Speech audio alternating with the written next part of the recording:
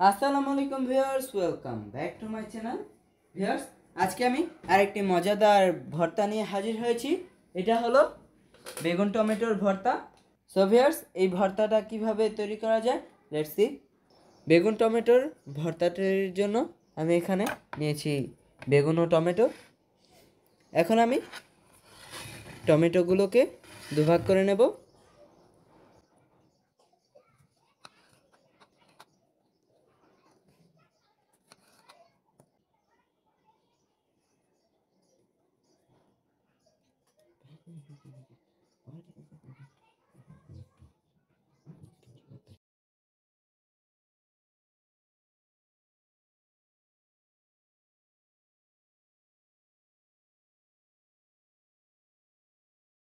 দেন আমি বেগুনটাকে চাক করে কেটে নেব।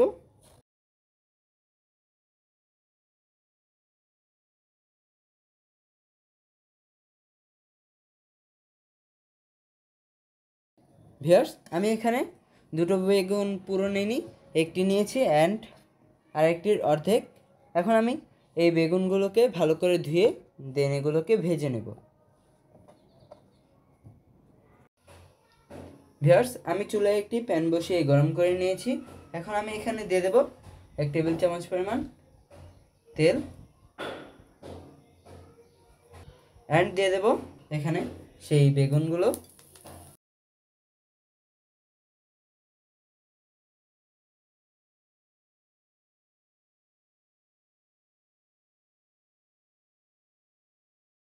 অ্যান্ড দিয়ে দেব সামান্য হলুদ গুঁড়া, জাস্ট বেগুনটার কালসাবারটা যাওয়ার জন্য।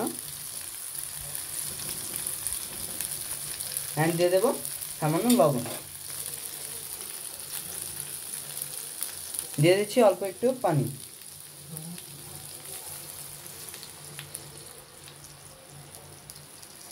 ভিউয়ার্স, এখন আমি এটাকে ঢেকে দিচ্ছি অ্যান্ড কিছুক্ষণ পর পর আমি এটাকে উঠিয়ে নেড়ে নেব।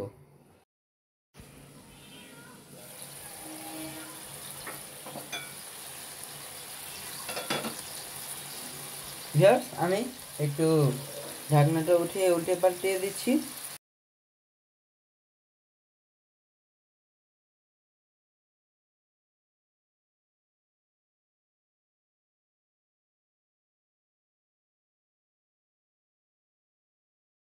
ভিউয়ার্স, টমেটো অ্যান্ড বেগুনগুলো আমার ভাজা হয়ে গেছে। এখন আমি এখানে শুকনো মরিচগুলো ভেজে নেব। ভিউয়ার্স, আমি চুলায় একটি প্যান বসিয়ে নিয়েছি। এখন এখানে দিয়ে দেব তেল।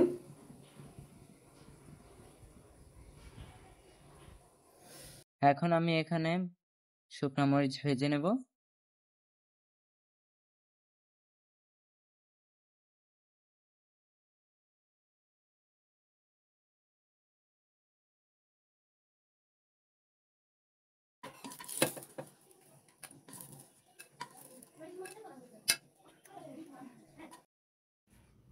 ভিউয়ার্স, বেগুন ও টমেটোগুলোকে আমি ঠান্ডা করে নিয়েছি।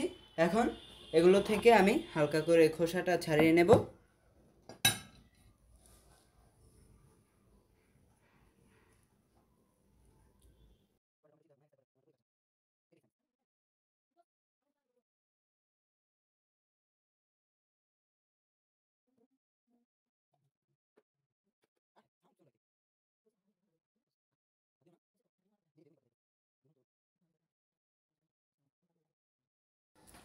দেন আমি মরিচগুলো ভেঙে নিচ্ছি, আর মরিচগুলো ভাঙার জন্য সাথে নিচ্ছি লবণ।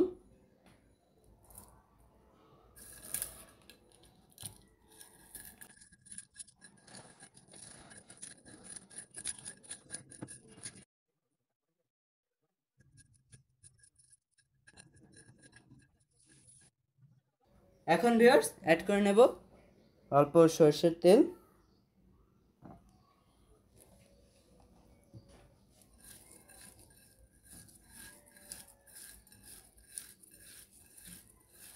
অ্যান্ড দিয়ে দেব পেঁয়াজ কুচি।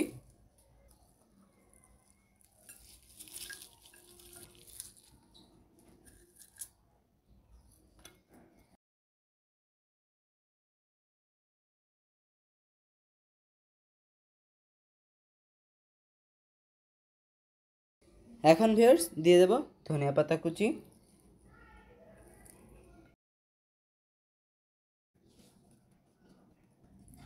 এখন এখানে অ্যাড করে নেব সেই বেগুন অ্যান্ড টমেটোগুলো।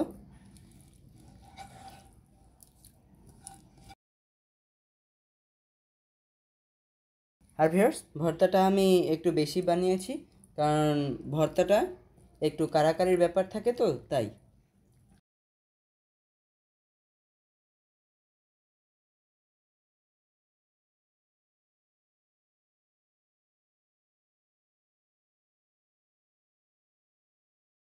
ভিউয়ার্স যারা এখন আমার ভিডিওটা দেখছে তারা এখনই আমার চ্যানেলটা সাবস্ক্রাইব করে ফেলুন। ভিউয়ার্স ভর্তাটা আমার ডান। সো ভিউয়ার্স তৈরি হয়ে গেল আমার এই বেগুন টমেটোর ভর্তাটা। এখন খালি ভাত নেবেন আর খাবেন। আর বাসায় কিন্তু অবশ্যই এটা ট্রাই করে দেখবেন। অ্যান্ড আপনাদের কাছে যদি এই রেসিপিটা ভালো লাগে তো ভিডিওটাতে লাইক করবেন অ্যান্ড কমেন্টস করে জানাবেন এটা কেমন হয়েছে। আর ভিউয়ার্স সারা বিশ্বের মধ্যে বাংলাদেশে ঢাকা শহর 6বার দূষিত শহর হিসেবে প্রথম স্থান হয়েছে। একটি কথা আছে, গাছ লাগান পরিবেশ বাঁচান, কিন্তু আমরা সবসময় নিজের কথাই বেশি ভাবি। তাই বলবো গাছ লাগান নিজেকে বাঁচান, অন্তত আমরা যারা ঢাকা শহরে আছি। সবাই ভালো থাকবেন, আল্লাহ হাফেজ।